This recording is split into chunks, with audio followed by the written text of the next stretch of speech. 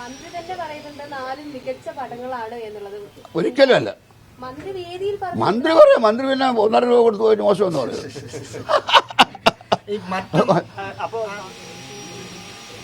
ലോകത്ത് ജീവിച്ചിരിക്കുന്ന ചലച്ചിത്രകാരന്മാരിൽ ഏറ്റവും മുമ്പിൽ നിൽക്കുന്ന ഒരാളാണ് അദ്ദേഹം. അദ്ദേഹം പ്രസംഗിച്ചുകൊണ്ടിരിക്കുമ്പോൾ ഒരു സ്ത്രീ അവരാരായാലും ആ പ്രസംഗം തടസ്സപ്പെടുത്തിക്കൊണ്ട് സംസാരിക്കുന്നത് തെറ്റാണ്, മര്യാദയോടാണ്.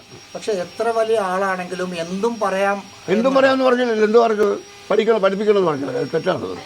നിങ്ങൾ പറയുന്ന അർത്ഥമില്ല. നിങ്ങൾ പറയുന്നത് ചുമ്മാ ഒരു നിങ്ങൾ വൺ സൈഡായിട്ട് സംസാരിക്കുക, ഒരു ഏകപക്ഷീയമായി സംസാരിക്കുകയാണ്. അതായത് വ്യക്തമായ സ്ക്രീനിങ് നടത്തിയതിനു ശേഷമാണ് ഈ പണം അനുവദിക്കുന്നത്. 4 ഘട്ട സ്ക്രീനിങ്ങുകൾ നടത്തിയിട്ടാണ് സ്ത്രീകൾക്കും ദളിതർക്കും ഈ പണം അനുവദിക്കുന്നത്.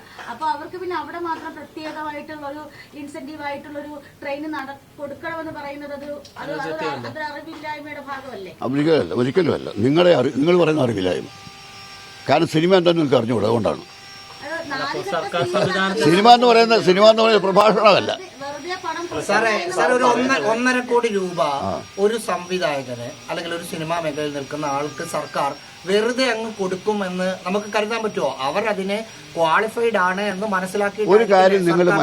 ഒരു കാര്യം നിങ്ങൾക്കറിയാമോ?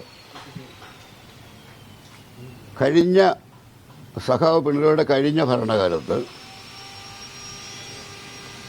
സഖാവ് AK ബാലൻ സാംസ്കാരിക ഉപമന്ത്രി ആയിരിക്കുമ്പോഴാണ് ഈ തീരുമാനം ഉണ്ടാകുന്നത്. അതാദ്യം മനസ്സിലാക്കുക.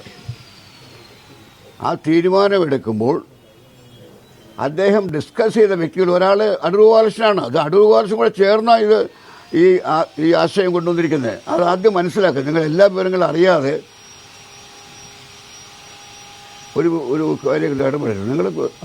നിങ്ങൾ മീഡിയ, എന്നെ സംബന്ധിച്ചോളം പറഞ്ഞ് മീഡിയയായി ഇത് വഷളാക്കിയത് ശരിക്കും പറഞ്ഞു. അവരുടെ വേദന കൂടി പറയാം. കാരണം അടൂർ ബാലകൃഷ്ണൻ ദളിതയും വനിതകളെ അപമാനിച്ചു. അത് എവിടെ അപമാനിച്ചത്? അങ്ങനെ പറഞ്ഞ് നിങ്ങളാണ് ആദ്യം ഇതിന് തിരികൊളുത്തത്. വളരെ തെറ്റാണ് നിങ്ങളുടെ ഈ പോക്ക്. എന്നെ തുറന്നു പറയുകയാണ്, വളരെ തെറ്റാണ്. പറഞ്ഞതല്ല കുഴപ്പം, റിപ്പോർട്ട് അത് റിപ്പോർട്ട് ചെയ്താൽ തെറ്റായിട്ടാണ് റിപ്പോർട്ട് ചെയ്തത്. അത് അപമാനിച്ചു. നിങ്ങൾ കൂടുതൽ പറഞ്ഞോട് തർക്കിക്കണ്ട. തെറ്റായിട്ടോ നിങ്ങൾ മര്യാദയ്ക്ക് സംസാരിക്കാത്ത അത് നിങ്ങൾ വരെ പഠിക്കുക. പത്രക്കാരെന്ന് പറഞ്ഞാൽ എന്ത് പോക്കൃത്തിനും കാണിക്കാൻ വിചാരിക്കരുത്.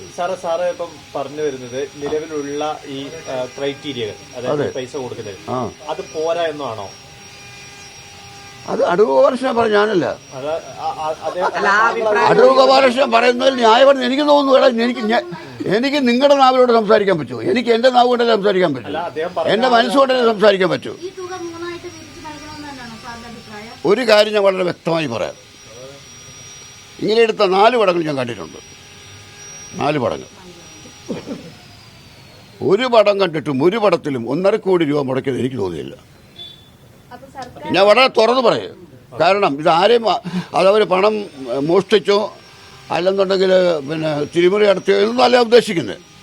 ആ ചിത്രം കണ്ടാൽ ഒരു 1.5 കോടി മുടക്കിയ ഒരു പടമാണെന്ന് തോന്നുകയല്ല.